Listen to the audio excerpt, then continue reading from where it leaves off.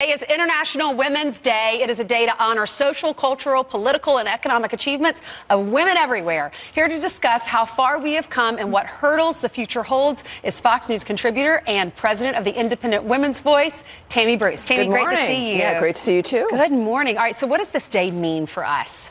Well, look, what's terrific about this, even what we're doing here, not so long ago, within my lifetime, women weren't considered able of delivering the news because their voices were not authoritative enough, right? Mm-hmm. Even just the perception of the power of women has shifted within two generations, effectively. So that's very exciting. But we're also looking here now at, of course, an economic renaissance, and that's one of the key points. Freedom for women across the world, freedom for everyone across the world's increased because poverty has gone down by double digits, right? You've got major frameworks of women being able to access more education, so the literacy gap has changed as well.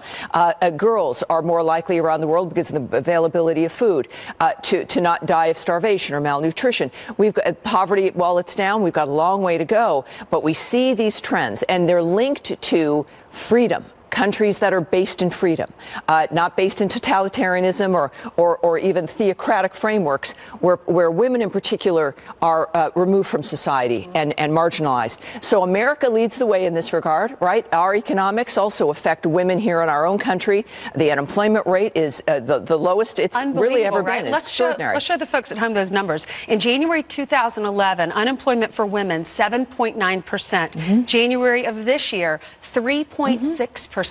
We have a female CEO here at Fox News Channel, Suzanne Scott.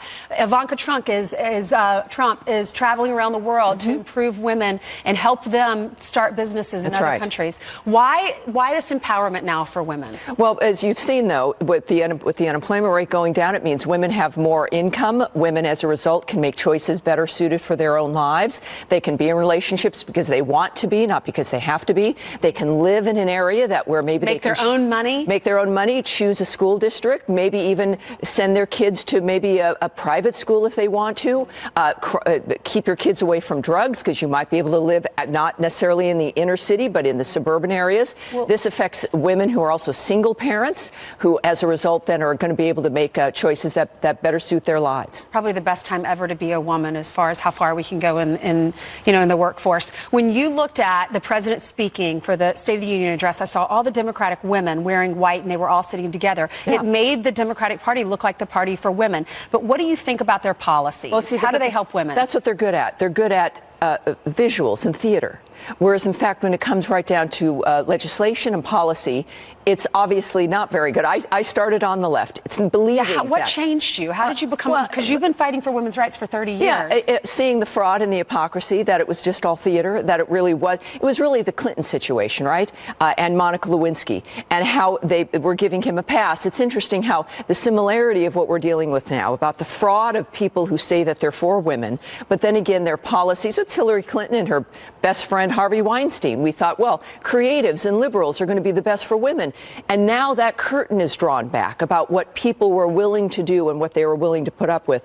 My realization that the conservative ideal, giving women financial independence, expecting personal responsibility, wanting personal freedom, that's what allows us to expand the quality of our lives. And also, just as a warning, as we see now, interestingly, with women in the House, that the issue of bigotry and intolerance can move through not just men, but also women. We must be very careful because as a country like Venezuela is incredibly successful, there's a tendency then for arguments for economic positions that destroy that kind of value for everyone, but certainly minorities and women.